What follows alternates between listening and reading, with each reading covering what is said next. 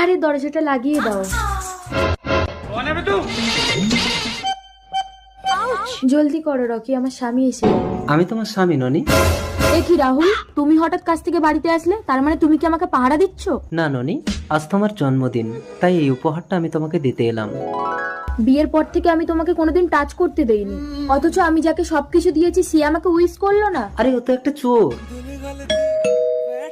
দাঁড়াও রাহুল, কে এসছে আমি দেখছি। তুমি এখানে বসো, আজ আমি তোমাকে স্বামীর অধিকার দেব। কি ব্যাপার পুলিশ? এটা কি রাহুল মন্ডলের বাড়ি? হ্যাঁ, কেন, কি হয়েছে স্যার? এই মানিব্যাগটা কার? স্যার, এটা তো আমার স্বামীর মানিব্যাগ। আপনি আমার সাথে চলুন, আপনার স্বামী গাড়ি অ্যাক্সিডেন্টে মারা গেছে। দাঁড়ান, গাড়ির চাকায় পিছিয়ে গেছে, মুখ চেনা যাচ্ছে না, বডি আইডেন্টিফাই করতে হবে, তাড়াতাড়ি আসুন। রাহুল তো ঘরে गया।